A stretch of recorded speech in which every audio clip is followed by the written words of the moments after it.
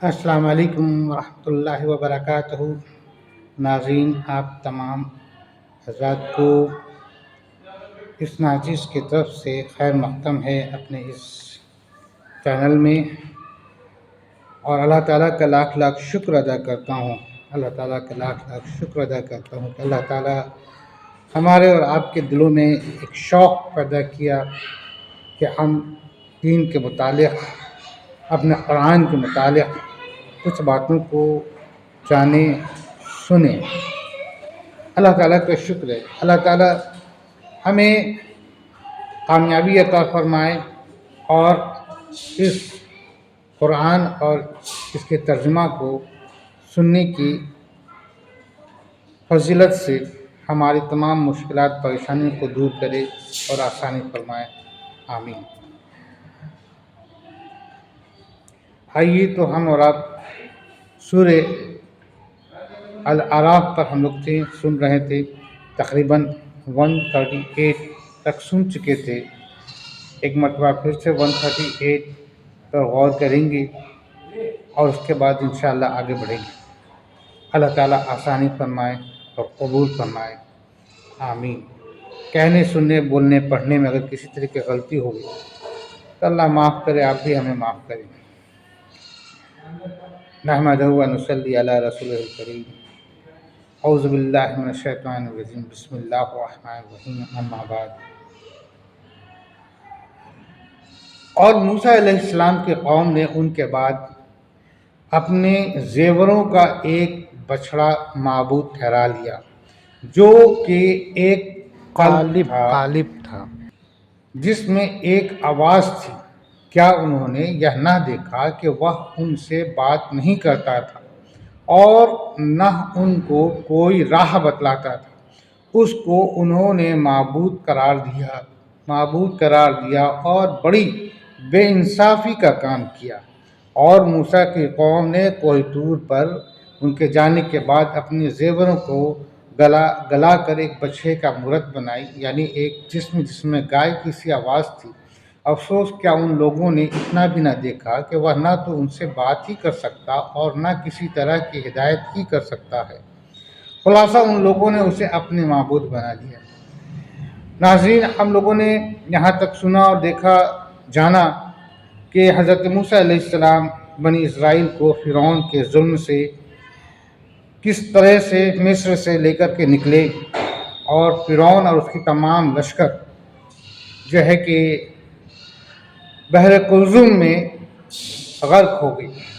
اللہ نے انہیں غرق کر دیا، ختم کر دیا۔ اس طرح سے بنی اسرائیل جو ہے کہ فرعون کے ظلم سے محفوظ ہوئے۔ پھر اللہ نے انہیں بڑی رحمت سے نوازا اور ان کو سرخرو کیا اور غلامی سے آزاد کیا۔ ایک ایسا غلامی کا زندگی یہ گزر رہے تھے جس میں ظلم ہی ظلم تھا، ستم تھا، جن کے اولادوں میں جو بیٹے ہوتے تھے ان کو تو قتل کر دیا جاتا تھا، اور ان کی بیٹیوں کو جو ہے محلوں میں کام کرنے کے لیے چھوڑ دیا جاتا تھا۔ اور اتنا ہی نہیں، تشدد کا یہ عالم تھا کہ یوں کہہ لیا جائے کہ بس وہ بنی اسرائیل کو کیڑے مکوڑوں کی طرح اپنا کھیل سمجھتے تھے۔ ان پر ظلم کرنا اور اپنی طاقت کا نمائش کرنا، یہ ان کا ایک کھیل ہوا کرتا تھا، شوق ہوا کرتا تھا۔ بہرحال اللہ نے انہیں نجات دلائی، ہے نا۔ اور اس کے بعد اللہ تعالیٰ جو ہے کہ حضرت موسیٰ علیہ السلام کو کوہ طور پر بلایا 30 دن کے لیے۔ جب حضرت موسیٰ علیہ السلام کوہ طور پر گئے تو وہاں پر 30 دن پلس 10 دن 40 دن وہاں پہ رہے، جہاں پہ اللہ تعالیٰ نے ان پر توریت نازل کی۔ ٹھیک ہے، اب دیکھیے حضرت موسیٰ علیہ السلام کوہ طور پر گئے، اللہ تعالیٰ سے کلام ہو رہی ہے، اللہ تعالیٰ ان پر اپنی مہربانی عطا فرما رہا ہے اور ان کے معرفت پورے بنی اسرائیل پر مہربانی عطا فرما رہا ہے، اور بنی اسرائیل پر وہ رحمت عطا فرما رہا ہے جس کا وہ کبھی سوچ بھی نہیں سکتے تھے، وہ بھول چکے تھے۔ اللہ تعالیٰ نے وہ تمام چیزوں کو عطا فرمایا اور ان کو سرخرو کیا۔ حضرت موسیٰ علیہ السلام جب کوہ طور پہ جا رہے تھے تو وہ اپنے بھائی حضرت ہارون علیہ السلام، وہ بھی نبی تھے، ہے نا، ان کو سپرد کر کے جاتے ہیں کہ آپ میرے بعد آپ یہاں کے سردار ہوں گے، آپ کے یہ جو ہے کہ آپ کے انڈر میں یہ رہیں گے، ٹھیک ہے نا۔ حضرت ہارون علیہ السلام جو تھے بڑے سیدھے سادے سمپل تھے، سمپل نیچر کے تھے، معصوم تھے، مگر یہ بنی اسرائیل جو ہے، بتائیے یہ کس قدر جو ہیں کہ ناسمجھ تھے کہ ان کو کچھ سمجھ میں نہ آتا۔ بنی انہی میں کا ایک شخص تھا سامری، ہے نا، ممکن ہے کہ اس کو بھی جادو وادو کچھ آتا تھا، سامری اس کا نام ہی تھا، ٹھیک ہے نا۔ تو اس نے کیا کیا، اس نے اپنی عقل دوڑائی، ہے نا، اور دوڑا کر کے اس نے اپنے تمام لوگوں کو یعنی بنی اسرائیل کو کہا کہ تم لوگ اپنے جو تمام زیورات ہیں وہ مجھے دو۔ تو تمام زیوراتوں کو اکٹھا کیا۔ بنی اسرائیل کے پاس کچھ کے پاس اپنے زیورات تھے، کچھ فرعون کے لوگوں نے ان کو کسی نہ کسی عوض میں شاید دیے ہوں گے، یا پھر فرعون جب پانی میں غرق ہوا تو وہاں سے لیے ہوں گے، بہرحال جیسا بھی کچھ زیورات تھے۔ تو سامری نے تمام زیورات کو اکٹھا کیا اور اس کو گلا دیا، اور گلا کر کے ایک گائے کے بچے کے جیسا مجسمہ بنا دیا، ٹھیک ہے۔ ایک دوسرے یہ کہ یہ سامری جو تھا، یہ سامری نے دیکھا تھا حضرت جبرائیل علیہ السلام، حضرت جبرائیل علیہ السلام، ظاہر سی بات ہے وہ کسی انسان کی شکل میں جب آتے تھے تو وہ جس سواری پر آتے تھے، وہ سواری کا پیر جس جگہ سے گزرتا تھا، جس مٹی کے اوپر سے گزرتا تھا، وہ مٹی کے اندر ہریالی ہو جاتی تھی، ہے نا، وہ مٹی کے اندر سے ایک ہریالی ہو جاتی تھی، ٹھیک ہے نا، ہری ہو جاتی تھی، ہری بھری ہو جاتی تھی، گھاس ہو جاتا تھا، پلانٹ ہو جاتا تھا، ٹھیک ہے نا۔ تو سامری کو یہ بات سمجھ میں آ گئی تھی کہ یہ جو سوار ہے وہ، اور جس سواری پر وہ سوار ہے وہ ضرور کچھ نہ کچھ پاک ذات ہے، کوئی برکت والا ہے، اور وہ اپنی سمجھ سے اس مٹی کو جہاں پر سے وہ سواری آگے بڑھی تھی، اس کے پیر کے نیچے کی وہ مٹی اٹھا لیا، اٹھا کے رکھا ہوا تھا۔ تو آج جو ہے کہ جب اس نے گائے کے بچڑے کا مجسمہ بنایا، تمام زیورات سونوں کو گلا کر کے، سونا چاندی وغیرہ جو تھا اس کو گلا کے جو بنایا ہے نا، اسی کے اندر اس نے وہ مٹی رکھ دی۔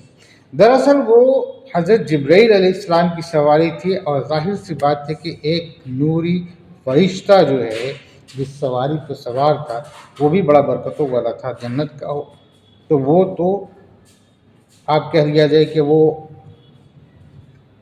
جان تھی اس میں، ہے نا، وہ پیدائش تھی جو سوکھے کو بھی ہرا بھرا کر دیتا تھا۔ تو جب ادھر سے گزرتا تھا وہ سوکھا ہرا بھرا ہو جاتا تھا۔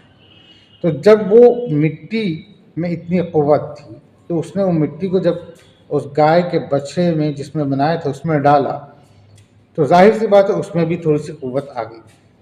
اب یہ اللہ ہی جانے کتنی حرکتیں وہ کرتا تھا، یہ کیا معاملہ تھا، لیکن وہ جب مورت بنائے تو اندر کھوکھلا تھا۔ سائنٹیفکلی اگر دیکھا جائے تو سائنس ریزن یہ تھا کہ وہ گائے کا بچہ جو بنایا نا تو اندر میں کھوکھلا رہ گیا۔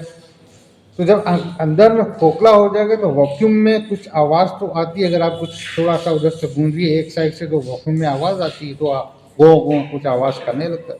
تو سامنے چلانے لگا کہ دیکھو موسیٰ جو ہے کہ اللہ کو تلاش کرنے کہاں کوئی دور پہ گئے ہیں، اللہ تو یہاں ہے، خدا تو یہاں ہے، نعوذ باللہ ثم نعوذ باللہ، ہے نا۔ اس نے جو ہے کہ بچڑے کو خدا بنا دیا، اور اپنے تمام بنی اسرائیل لوگ کو کہا کہ دیکھو خدا یہاں، خدا یہاں۔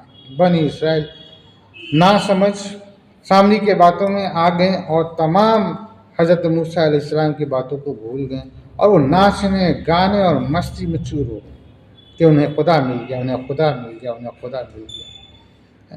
اور حضرت موسیٰ علیہ السلام کو جو ہے کہ وہ کہنے لگے وہ تو بے وجہ ہی اتنا اوپر گئے ہیں، وہ کیا کرنے گئے، ہمارا خدا تو یہاں ہے۔ حضرت ہارون علیہ السلام پکڑ پکڑ کے ایک ایک کو سمجھا رہے تھے، کیا تم کر رہے ہو، تم یہ کیا کر رہے ہو، کیا کر رہے ہو.